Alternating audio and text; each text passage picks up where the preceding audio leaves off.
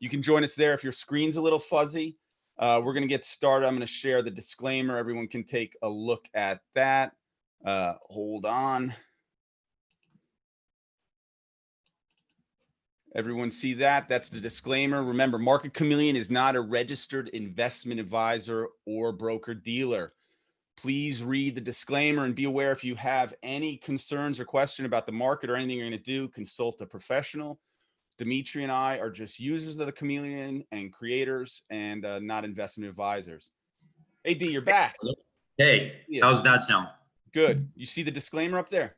Yep. I just read it to everyone, so we should be good to go on that front.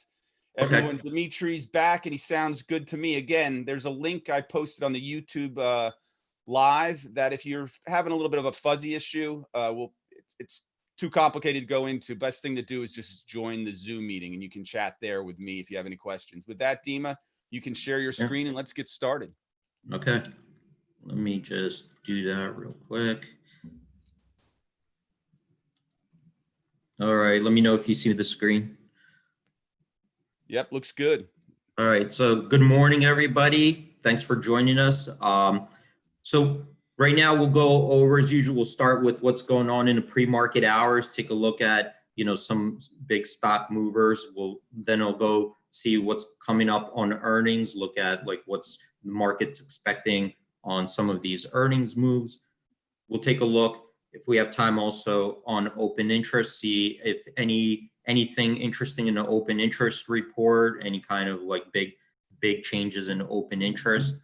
And if we have time, maybe we'll look at some bullish vertical spread ideas, and of course, if leave some room for questions. Couple of things I noticed this week. I think we are going to FOMC minutes are going to come out Wednesday, so that could be interesting. See what they said. Some housing numbers also will be released this week. So those two things might be interesting to keep an eye out on. Let's start right now with the pre-market report. As usual, these are stocks moving in pre-market. We have the most active, biggest percentage gainers, biggest percentage decliners. Let's just take a look at the top of the, before we do that, let's see if any big cap stocks are moving. So I'm going to filter anything above 50 billion. So we see here, JD, that looks like it reported earnings before the market open. I see Wells Fargo down 1.3%, NVDA up 2.6%. Let me take a look. SPY up a little bit today, 0.2%. Apple up 0.7% over here. Gold up 0.9%. Will, you said that Warren Buffett actually started taking a position in some gold stocks. Yeah, for the first time that I can recollect. I mean, we have Jake, Brian, we have a bunch of longtime chameleons on. They can probably give a good answer to when the last time Warren Buffett was buying gold. But he usually is like, gold is the U.S. stock market, right? Positions in good, strong companies. But he's taken a big position in Barrick, which may be a big, strong company, but they mine gold, right? That's what they do, is mine gold. And he's just taken a large position. He's got out of positions in Goldman Sachs, Wells Fargo. He still has a big position in Bank of America, but it's an interesting rotation to think about. That symbol's GOLD, by the way, gold. That he took it. Okay. So that's interesting here. We see Tesla up another 1.8% in the pre-market hours. Low, that's up 2%. I think they're coming up with earnings soon. So we'll take a look at Low later on. I see Target, that's up 1.7%. So a lot of, some big cap stocks moving into pre-markets, more up than down. So that looks good. Let's take a look. Let's just go back to the full list here. And let's take a look at one that's popping right now. This one's popping up top, MBOT. That's up 46.6% on 3.7 million shares trading before the market opens. That's a low cap stock, 58 million market cap on that stock. Let me just take a look at what the news is here really quickly. It looks like it's some kind of biotech stock. We'll take a look. Maybe we'll take a look at this stock from a historical price action analysis. CVAC, that's 9.9 billion market cap stock, up 44.9%. That looks like something on COVID COVID vaccine.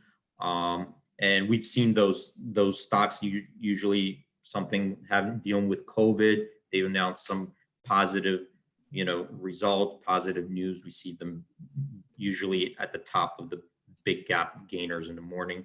Let's click on this one, MBOT, and take a look at what's going on in pre-market hours in this stock. So here's where it closed, $8.16. Some medical instruments and supplies business. It's trading in a pre-market, $12.15. That's up 48.9% from Friday's close. Here's the range in the pre-market, $8.35, $12.30. Very volatile. Pre-market VWAP, $11.43. I'm looking at the longest VWAP bar right now, $11.88 to $12.15 on 863,000 shares. Here we see the volume in the pre-market is 3.9 million. That compares to a float of 6.7 million shares. This is the pre-market chart over here. So you see how it's been doing. It looks to me like it's steadily climbing here. This is the news. I'm not going to get into it, but you guys could go read the news, see if that move is warranted. We're just going to take a look at it from a price action analysis here. So before we move on, let's just take a look at what did this stock tend to do after big gap opening moves. So gaps up in the morning. What does it do after the opening? So here, let's take a look at its gap history. And this is looking at the biggest 12 gap moves it had in the last 3 years. So you could see here that the average is 123%. Here's looks like a really big one over here. That might be an outlier, but as you can see here, let's see, these are the 12 biggest gap moves in the last 3 years. After the opening, on average, from the open to the high, it gained on average 27.4%. We see here as much as 140% one time, 62%, 70%. So it could experience a pretty big move after the opening. To the downside, the average move from the open to the low, 10.8%. So we see here a little bit of more bias actually to the upside than downside. We do see that historically from when it opened up at the open, 75% of the time it tended to drift lower, 25% higher by the end of the day. But you could see that that average return is 10.8%. So you could see that it could have very big moves to the upside. So be aware of that, even though more often than not, it drifted lower. The times it went higher, it really went higher. This is coming out 1 day, 2 day, 3 day, 1 week, 2 weeks. Seems like, tended to weaken coming out after a big move, gap move up. So we see here coming out 2 weeks, 75% of the time it drifted lower for an average loss of 4.9%. That's really quickly from a historical price action analysis, MBOT, medical devices. And again, there's news out there. Take a look at it, see, it's up to you to interpret if something today is different and warrants in either direction. Let's do one more, and then I'll move on to earnings. If you have any questions on the pre-market, let me know. I'll take a look at it. Here's that gold that you were talking about, GOLD. That's up 10.7% on that stock that you just mentioned in the morning. Yeah, Buffett taking a position. Yeah. So so let's just take a look at this stock from a historical price action perspective. And like right here, I see biggest VWAP bar today between $29.47, $29.55 on 500,000 shares, trading 2.3 million shares in the pre-market hours, closed at $26.99, trading right now $29.76. That's 10.3% higher from the Friday's close. Pre-market VWAP right around here, $29.45. Let's see what this stock tended to do after big gap up at the open. Again, last 3 years, these are the 12 biggest gap moves. The average has been 6%. I see one as high as 21.9%. So this one's today 10.3% up at the open. From the open to the high, on average, gained 2.1%. From the open to the low, the average was negative 3.6%. Looks to me like from when it gapped up at the open, from the opening price to the closing price, tended to drift lower more often than higher, 58% lower, 33% higher. Here we had an unchanged for an average loss of 1.6%. Kind of a mixed bag leading out of days like this. So we see 1 day, 2 day, 3 day. It's kind of almost like 50-50 up or down, but on average, it tended to add to shares, so it increased in price on average by a little bit. That's from GOLD analysis. Someone's asking if they were looking at GOLD, the miner, and wanted to look at other miners, how could they find the other gold miners? Yeah, you could go to some, well, here's some similar stocks right here. Over here, these are similar stocks. So you could kind of take a look at just on here, these would be in general things that are grouped together in the, basic materials gold. So you could kind of like come in here, take a look how they perform versus each other, 1 month, 3 months. Also, you could just take a look at like even fundamentals and see from fundamentals how GOLD, here's its P 10.7. The median P of all this group is 35.74. So you could see that on a comparative analysis that it looks like a pretty low PE ratio. Price to sales over here, gold $4.22. That's kind of in line with the median price to sales in that group. Let's take a look at price to book, $2.18. That's really like right in line with everybody else. Here's their, let's see, gross margins, 33.4%, a little bit higher than that median group, 28.1%. Let's take a look at revenue, 5-year revenue growth. Looks like it's really flat, negative 1% versus the group, 5.6%. Again, right now gold's moving up. All that could change. Lastly, their net income growth, 5-year. We don't have one probably because they didn't have a positive net income, but 28.6% for that group. Again, this is, out of 43 stocks, you could narrow them down, but this is in general similar stocks to GOLD. Awesome. And you can start building a watch list from that list if someone wants, if they want to get a watch list of the miners. That's how you exactly. Narrow them down, see if there's ones that are more similar to gold by market cap, or maybe a little bit more if you similar into what they do. So you could dig down deeper into that. Let's go to the earnings real quick, see what's coming up on earnings front. And this, we're going to be analyzing it just from an options perspective of what are the options predicting the move to be up or down. Okay, so this is just volatility or magnitude of the move. I'm going to filter out stocks which on average trade at least 10,000 contracts per day. And these are stocks that are expected to come out with earnings in the next 2 weeks and have average daily volume in the options of 10,000 contracts or more. So we see Walmart expecting tomorrow after the market close. Before the market open tomorrow, August 18th, the implied move as of Friday's close. This is the straddle, buy and put, buy and call at the money in either direction, is 4.7%. That compares to a 4-quarter absolute average actual move of 2.5% and a 12-quarter average move of 4.1%. So we see here that's 2.2% over the 4-quarter average and 12.6% over the 12-quarter average. The high move in the last 12 quarters is 10.9%. Home Depot also expecting tomorrow before market open. Right now, the straddle is implying 4% move in either direction as of Friday's close. That compares to a 4-quarter absolute average move of 3.4% and a 12-quarter move average move of 1.8%. So we see 0.5% over the 4-quarter average move, 2.2% over the 12-quarter average move. High move on that is 5.4% in the last 12 quarters. Low, that's also August 19th before market opens.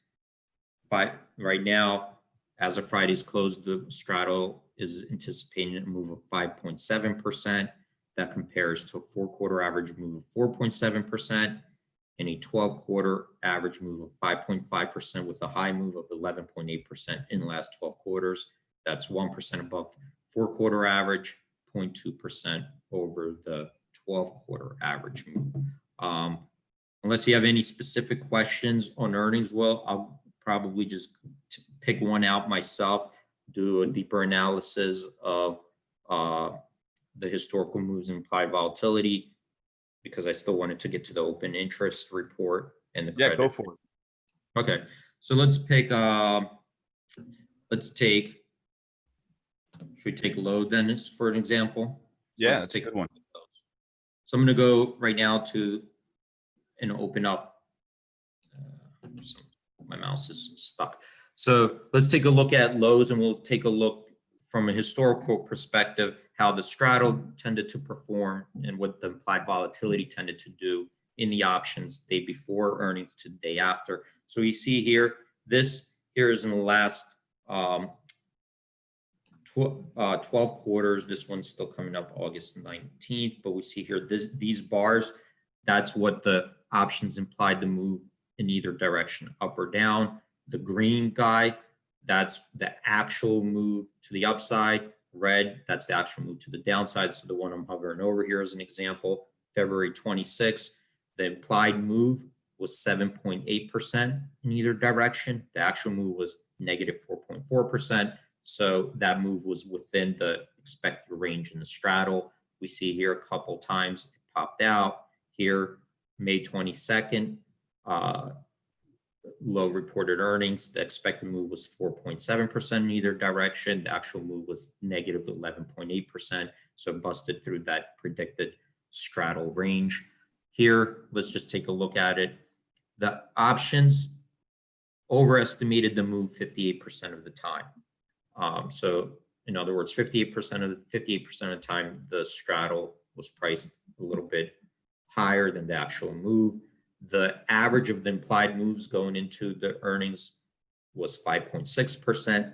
The average of the actual moves was 5.5%. So you can see here, very close, about 0.1% differential. We see here the long straddle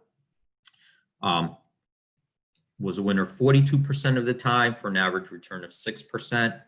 Long strangled, that was a winner only 33% of the time, but the average return was positive 20%. So we had some probably big moves, right, to offset those losses. So you could see here that was down 11.8% versus a 4.7% predicted move. So when you get those really big moves, those averages are going to get skewed.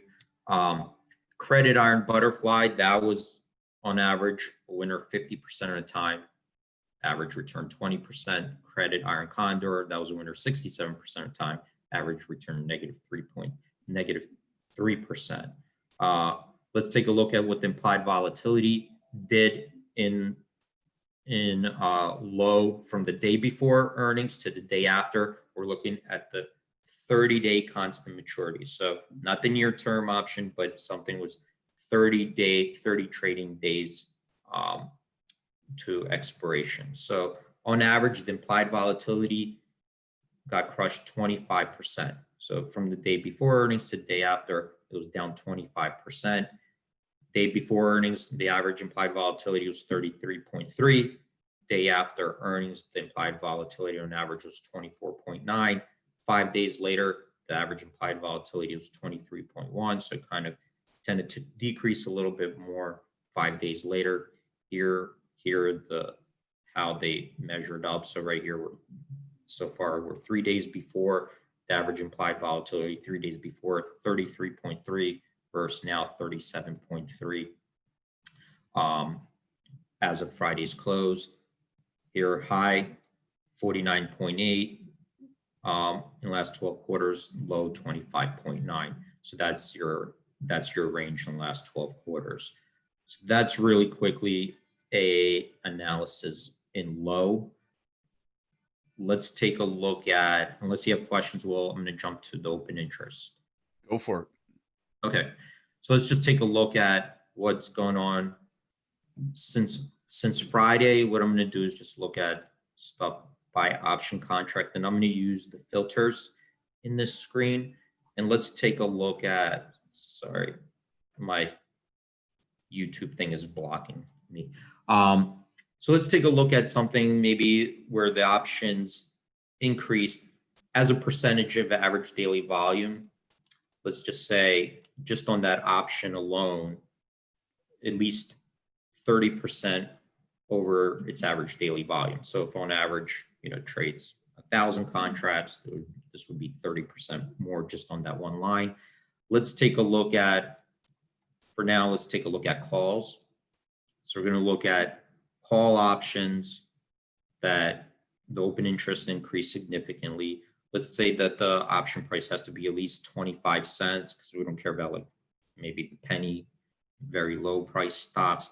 Let's say the implied volatility in that option had to increase. So the assumption is that there's more buyers than sellers in option premium. Let's take a look at, let's say the stock price had to be above 25.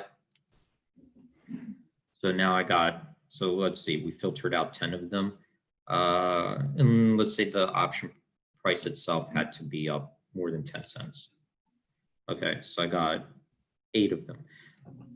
All right, so again, what I filtered out was where call options, where the price of that option increased, the open interest increased, and the implied volatility in that option increased. So we see here BMRN, that stock is $118. The stock was up 1.1% on Friday. Open interest, we're looking at the September 18th expiration 145 call, upside call in this situation. The price of that option closed at $1.88, 85 cents higher than previous day. The implied volatility on that option was up 12.8%. The total volume was 1,102 trades on that line. The open interest increased 872 contracts. That's up 197%. That equates to 53% of the average daily volume in that stock. So let's just see, let me just take a look if it's doing anything in pre-market hours. So that one, BMRN, pharmaceutical company, right now up 1.6%. So keep an eye on that. Again, a lot of open interest increase in an upside call there. ELAN stock closed at $25.77. That was up 5.4% on Friday. We're looking at the Sep 25 call and the September 18th expiration. So right at the money, a little bit already in the money. Actually, here's another call, ELAN, on the Sep 29 call, upside call, September 18th expiration. That also made the list. So let's take a look at the 25 call, closed at $1.78, up 83 cents on the day. Implied volatility on that line was up 10.7%. The opening interest increased by 931 contracts on that line, which is 472% increase. And that represented 33.4% of the daily average option volume contract in that stock. ELAN, they also went after the upside calls, Sep 29 calls. I'm not sure. I didn't look if maybe they have something coming up, like as far as clinical trials, PDUFA, but this is what went on Friday. Sep 29 calls. It looks like that option closed at 35 cents, up 25 cents on a day. The implied volatility on that option was up 14.8% on 1,023 contracts trading hands. Open interest increased 917. That's 955% increase on that day. Let me pop that one open, see if anything's going on. So if you open this sheet, it'll kind of just give you a bunch of information. So nothing in the pre-market hours, but here you go. You could read about it, news, about this stock and so forth. Again, KRTX, that stock was up 5.1% August 21st. That's actually expiring this week. Looks like the 90 calls, upside calls, stock's 86.30. That option closed at $4.40, up $2.85 on the day. The implied volatility on it was up 49.1%. The open interest increased by 998 contracts. That's up 3,000% on the day. And that represented 2,000% of its average daily volume. So you see, usually it doesn't trade that much, 49 contracts just that day alone on that option, August 21st, 1,000 contracts traded hands. So let's move on now because I have 10 minutes. If you have questions out there, I'll answer it. If not, I'm going to jump maybe to we had a question about NVIDIA, and the question is around earnings and call activity. I'm just wondering maybe what you see coming up in NVIDIA. Okay. All right. So this is NVIDIA right now. Let's take a look at the trading activity. So here's the activity. Oh, actually, sorry. Let's look at the trades. So earnings are coming out. I'm going to just look really quickly at the summary, what people have been trading. So here we see $180 million in notional have traded in the options. 145 million of that was in the calls, 34 million in the puts. Biggest concentration was out of the money calls. 40.6% of the volume were out of the money calls, upside calls. The next biggest concentration of volume was in the at the money calls. 21.6% of the contracts were at the money calls. Then you have out of the money puts, 20.9%. Let me just take a look from the sentiment reading in the video. And that's coming out with earnings, right? August 19th, it looks like. So sentiment, option order flow looks like increasing bullishness. Big money stock flow didn't detect anything there. Options right now are elevated, but that's due to the fact that they're coming out with earnings. So implied volatility will be higher going into earnings. That's as expected. If you want to take a look at the earnings, let's just do a quick earnings analysis on NVIDIA. So here we go. The options overestimated the move in NVIDIA 83% of the time. The average implied move heading into earnings was 7.3% up or down. The average of the actual moves was 5.6%. Here's what was expected versus the actuals. You could see here a couple times it popped through. Here, really big one to the downside on November 15th, where the implied move was 9.3%. It looks like it moved 18.8%. So that was like a very big move over here. But let's just take a look at the averages. Long straddle last 12 quarters was a winner 17% of the time only. Average return on those was negative 26%. Long strangle, buying out of money call and buying out of the money put on the 25 delta. That was only a winner 8% of the time, but the average return was negative 61%. Credit iron butterfly, that's selling the straddle, buying the wings for protection, was a winner 55% of the time for an average return of 44%. Credit iron condor, that's selling in out of the money call spread, selling out of the money put spread. That was a winner 80% of the time for an average return of 35%. Let's take a look at the implied volatility, historical implied volatilities here. Looking at the 30-day constant maturity, not the near term, 30 days out, where it has more vega. Average implied volatility crush for NVIDIA was 24%. 1 day before earnings, average implied volatility was 50.4. The implied volatility the day after earnings on average was 38.5. And 5 days later, the average implied volatility is 37.8. So continue to decline a little bit more 5 days later. So that's really quickly NVIDIA as quick as I could do it in the earnings, from a historical perspective of, for the earnings. That was all. That was awesome, D. Listen, we're getting a question from a couple people going back and forth there, going back to the similar stocks. Can you just go real quick, typing GOLD up top, and then when it comes to the one we were doing?